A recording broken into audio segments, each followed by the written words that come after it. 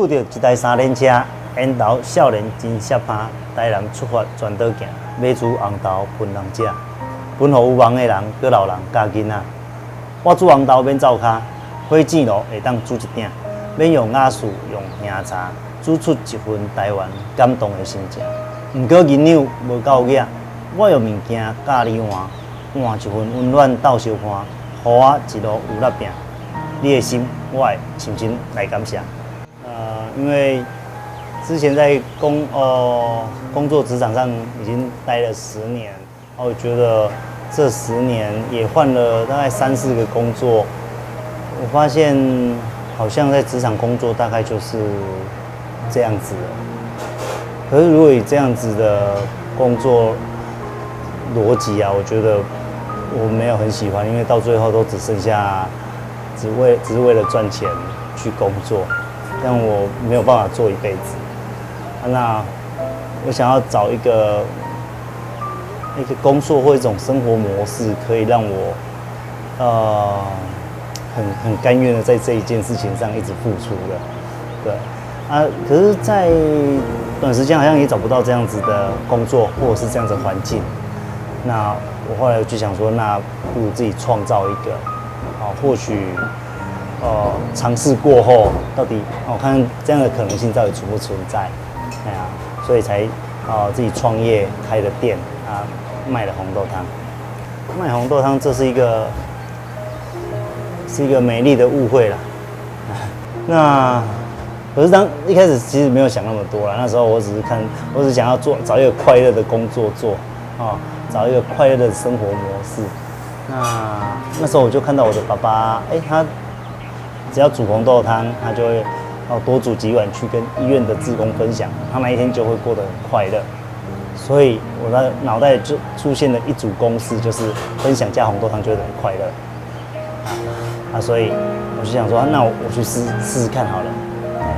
试试看这件事情在我身上是不是也会有快乐的结果。当然后来你会发现分享红豆汤真的很快乐。再后来再发现，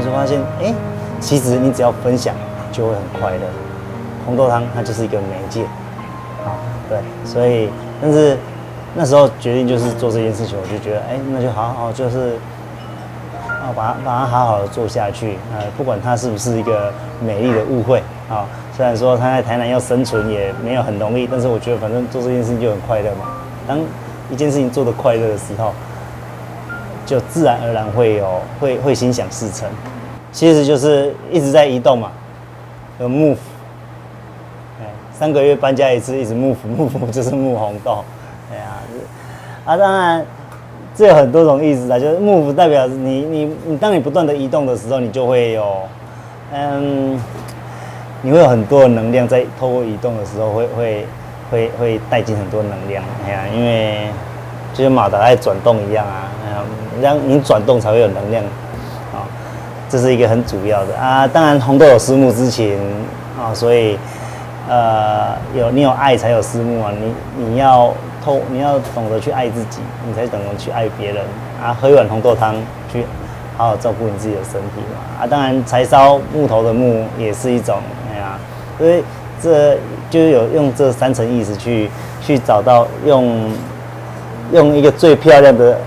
私木的木当成一个店名。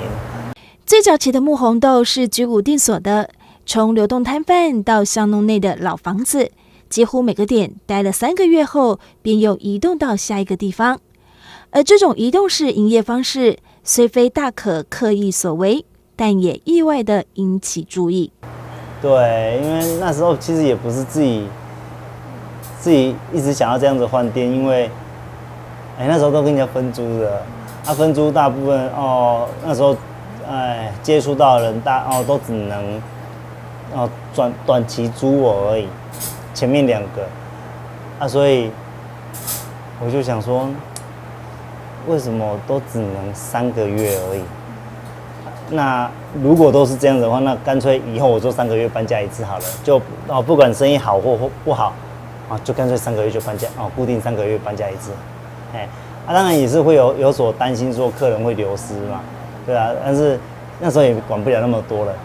反正我相信到一个新的地方就有新的客人，我相信也有部分的旧的客人会跟着过去，我相信也会有很多人想要吃会找不到，但是这些都已经不在我的考量范围，因为就必须要搬了，所以以后就是那时候就固定3个月就搬家一次，越搬其实生意好像也没有比较差，对啊，所以就让自己这样子透过移动也去认识台南，也去结了一些善缘，对，所以我觉得那时候的移动有带来一些能量，可能也带来了媒体的报道，因为没有人这样子开店，因为那时候台南还没有年轻的移动摊贩，对，所以我觉得我那时候我也不算是，我只是固定定点，但是3个月会要换一个地方，对，但是我觉得也后来让很多人觉得说，这是一个新鲜，是一个可能的，会让更多人愿意让那个创业门槛再降低，我不用一开始我就要租一个地方才有办法创业，我只要有一个小小的位置，或者是我有一台小车子，我就可以创业了。我觉得这是一种很好的事情。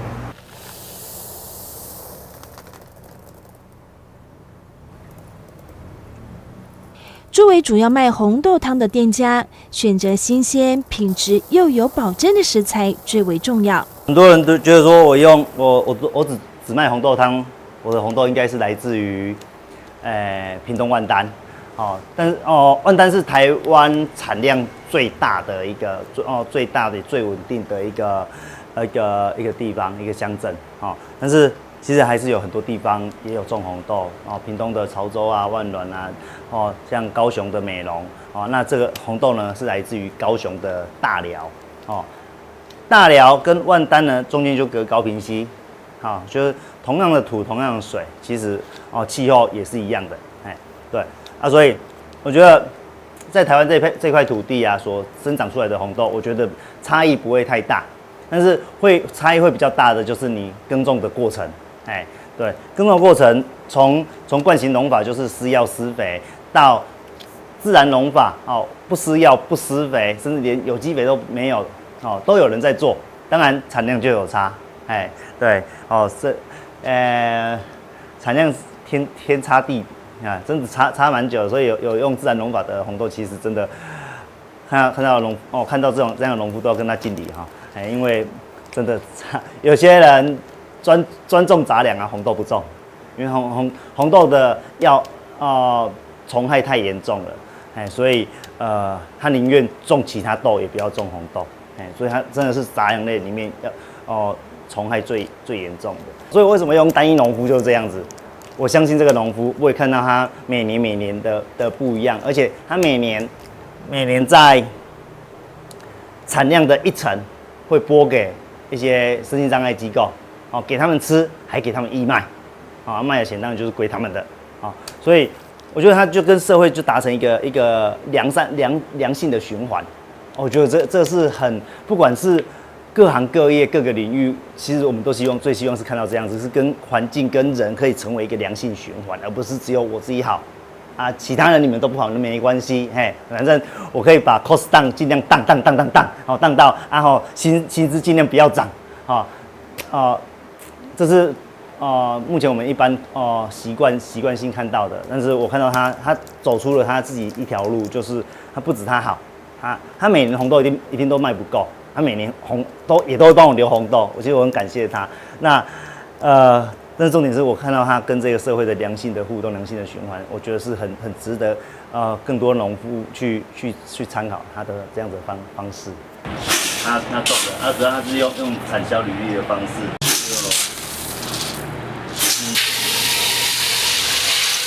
这都是用人工去采收的，不用除草。其实它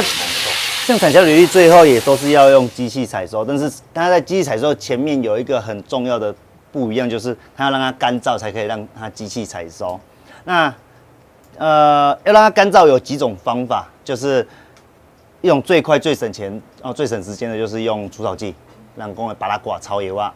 转落去一个人一工差不多当转1架外，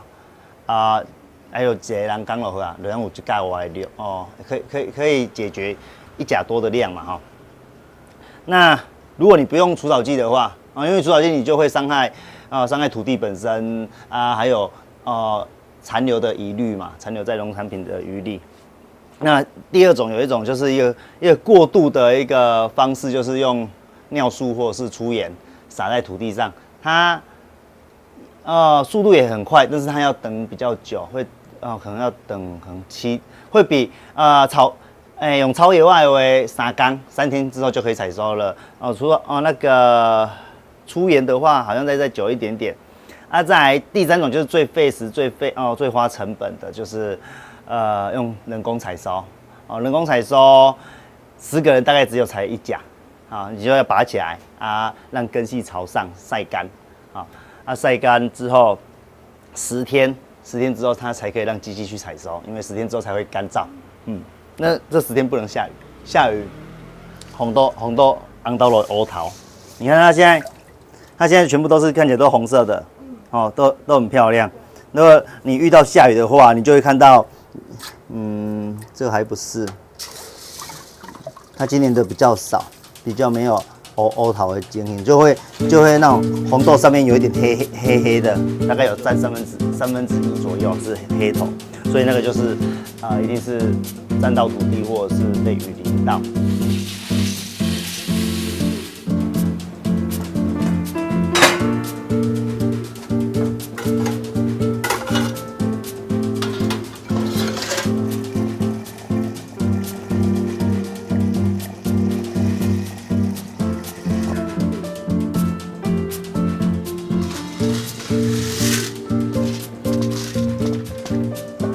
等我一下，我去拿火柴。与市售红豆汤最大的不同在于木红豆是采用柴烧的方式来熬煮红豆，所以为了让柴烧的味道渗入到红豆里，每天光是熬煮红豆汤就要花费近3个小时。这叫火箭炉，对它就是用废弃的一些铁件去做的去自用这样剪的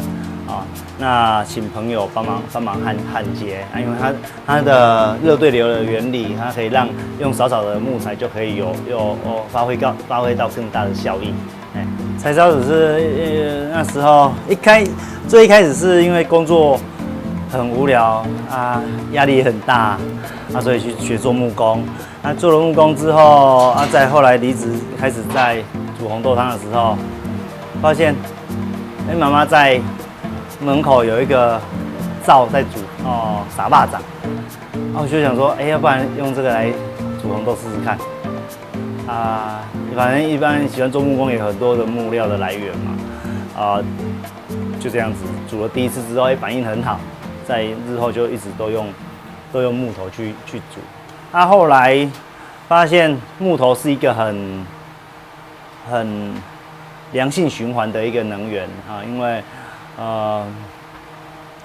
烧了木头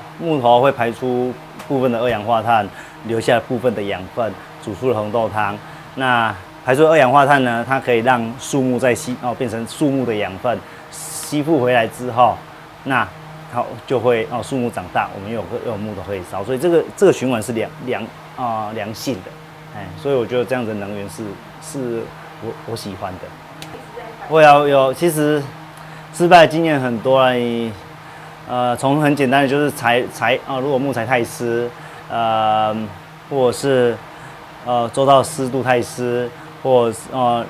你就不好生火，你虽然生起火的话，你的烟味就很大，你烟很大就会影响到周边的邻居，你可能就没有办法顺利的点火，没有办法顺利的煮红豆汤，所以煮的生火的地方也一直在换，一直都在更换当中，炉子也一直在调整当中，对当然生火的方式也一直在调整当中，所以这都是我觉得一个生命很棒的一个体验对，因为这一把火不是为了看起来是为了煮红豆汤而生，但是其实是最主要是为自己生一把火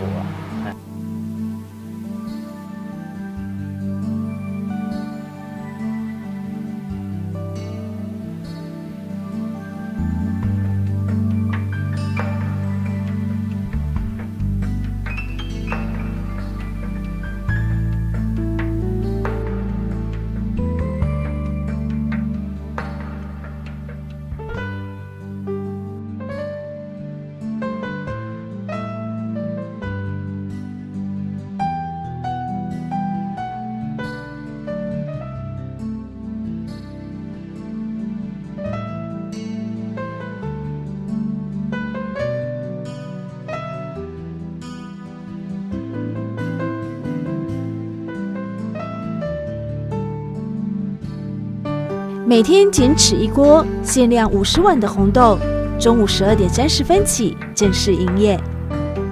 熬煮好的红豆粒粒分明，每颗红豆都十分的饱满，焖煮后绵密扎实又好入口，汤汁更是带着淡淡的红豆香。夏日限定版的豆浆冰淇淋傻沙红豆，再搭配府城特色传统点心米格层，一口吃进去呀，满满甜而不腻的幸福调味。很特别，因为它那个雪绵冰，人家一般都以为那个就是甜甜的那种，吃完会很燥的那种雪花冰的那种味道。啊，这种吃起来是很清爽，就是那种有点像香蕉冰的那种。啊，它搭配起来口感很清爽，不会很甜腻的那种感觉，是清爽的，所以觉得很好吃。好吃。就漫步府城，然后就进来这个店，然后就喝红豆汤，然后跟他聊天，聊得很开心。有一点像那个，你煮东西，真正让东西好吃的，不是只是你的技巧，是你的心意。其实我来的时候，我被他那个它里面的那句话“想飞就会长出翅膀”印象很深刻。然后他就是其实他就是一直在做他想做的事情，然后不是说没有框架，但是他愿意打破框架去做他想做的事情。我觉得是一种冒险，然后不是很痛苦的冒险，对，是一种探索的冒险，还蛮正向的。其实来到木红豆，除了是在不一样的氛围之中品尝柴烧红豆汤的甜蜜滋味外，大可个人的魅力也是吸引顾客一直上门的主要原因。听听他创业的故事，聊聊他对生活的梦想，以及他分享着骑着3轮脚踏车环岛送爱心红豆汤的漂流故事。去骑3轮车环岛，最主要就是回到初衷，就是分享加红豆汤等于快乐这件事情。一开始就是先开店赚钱，那生意越来越稳定的时候，我就应该回到分享这件初衷了所以发现有很多人想要喝这碗红豆汤，可是来了好多次才喝到第一碗，所以我就觉得那应该有很多可能年纪很老的老人，年纪很小的小朋友甚至农夫、身心障碍者，这些人他或许他也想喝可是他没有办法来那我就想说，那他们没有办法来，那我过去好了，我过去现场煮所以才会有这个环岛的计划要出发前还要整理3轮车身上也大概钱都砸在整理这间房子了，也没有钱了。那要去哪里找整理3轮车的钱？那时候整理3轮车也不知道要花多少钱，不知道要花几十万，不晓得，因为要把它整理成电动3轮车。那时候就想说用我有的东西就是红豆汤然后就用红豆汤去换换了台南社区大学绘本班的作品，把它做成明信片去换钱号召一堆人帮我做木汤匙，木汤匙可以喝红豆汤嘛红豆汤要汤匙木汤匙也可以换钱好像还不太够后来台达电文教基金会也支持帮我跟师傅联络，他也汇了一笔钱给师傅帮我去做这一辆3轮车所以3轮车是这些钱所打造起来的，可是我身上还是没有钱嘛对，身上大概反正最后我的红豆汤卖一卖只剩下大概2万块要出发大概11住行大概10跟住占最多钱所以那时候就想说，那不然住带帐篷睡袋好了吃呢吃2万块应该省吃俭用一点应该还够那就出发。出发之后发现我的帐篷睡袋根本用不到而且还睡得住得还不错都可以住，有时候都还住在民宿里面大部分都是不认识的朋友对所以环岛167天下来没有一天花到住宿的钱大概有一半的吃都是别人带我去吃的对甚至中间还可以，有时候还有机会赚钱，因为有时候一个人被抓去演讲，对啊，所以环岛一圈回来之后，还办了一个小型的音乐会。一趟环岛回来，因为看得更多，也收获了更多，也对工作有了新的体认。现在的木红豆每周开店4天，开店时间减少，相对的可能也会影响收入，但大可认为这是种挑战，也是一种享受生活的方式。工作4天，休3天，这样子的一种工作节奏啊，其实它也不是空穴来风啊，也不是说我觉得我好累啊，那我休3天好了，我们工作4天就好了，也没有。其实一开始是工作6天，休1天，休礼拜3，从2点工作到6点工作4小时，开店4小时的其实还是有前置作业，所以整个起来大概还是要大概有8小时左右。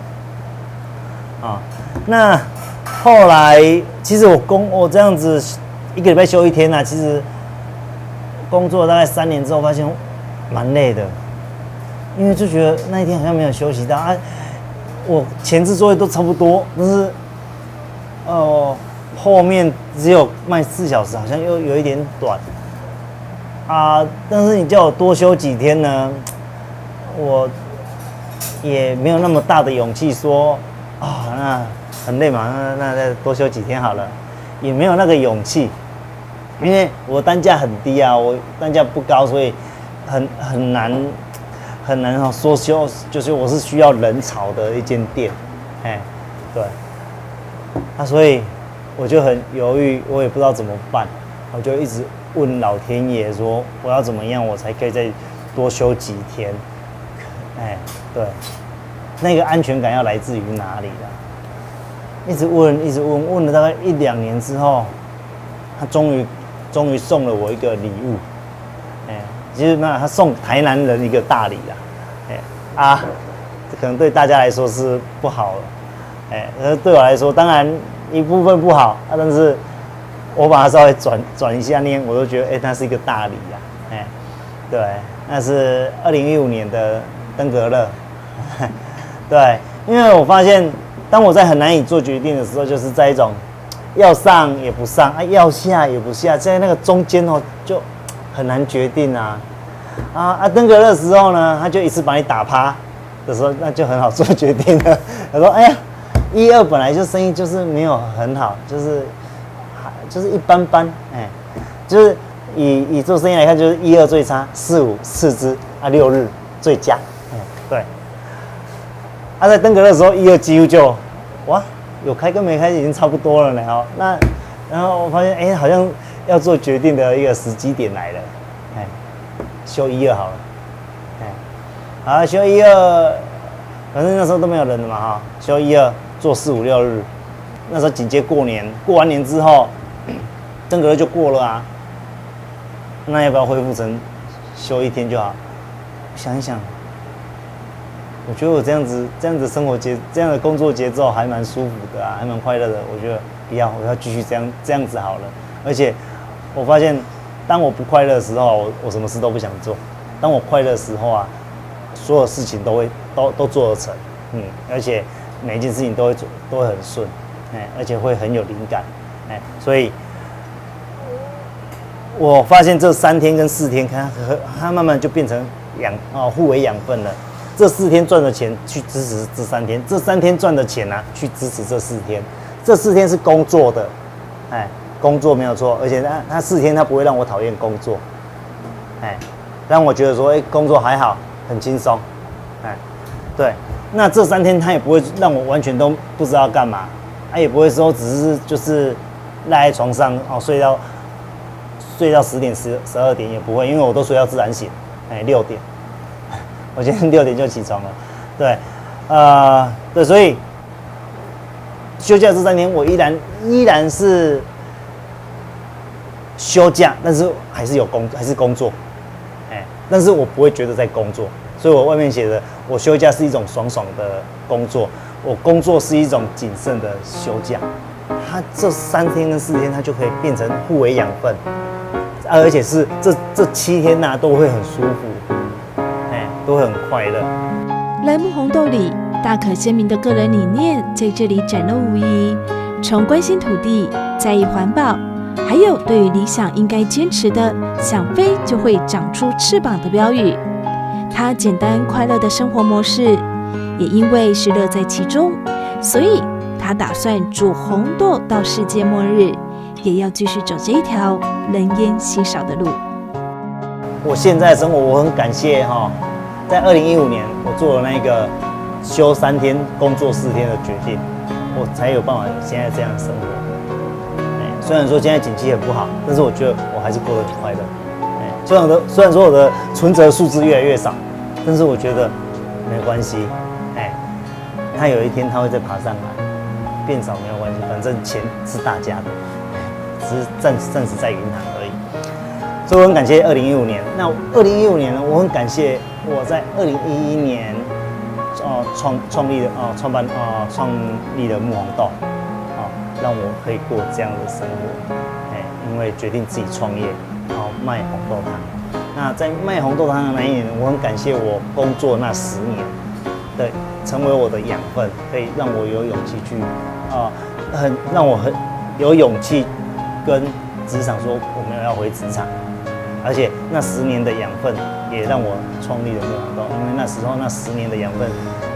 如果你那10年没有工作，可能我也没有那些 sense 可以去怎么去创立一间店，怎么去做选择跟判断，所以我觉得走的每一段路都不会白费，对，但是你最主要就是你要能够好好的去享受那喜怒哀乐跟悲欢离合，你那些七情六欲。每一个你的快乐、你的痛苦、你要能够去享受它，跟它共处，要跟它对话，那你才有办法好好去为你3年后的生活现在去做决定，不然大部分人都是在下了班后干掉头家，干掉政府。睡觉，隔天起床，依然去打卡上班，为了什么？就是一份薪水啊！我觉得，当然这就是一种选择。我觉得当然你是觉得这样子 OK 的话，那我觉得也 OK 但是如果你是有很多的抱怨、很多的委屈的时候，那何必你为何要让自己过得这么的委屈？我觉得就不用。对，所以你有抱怨有委屈，你要勇敢的为自己做。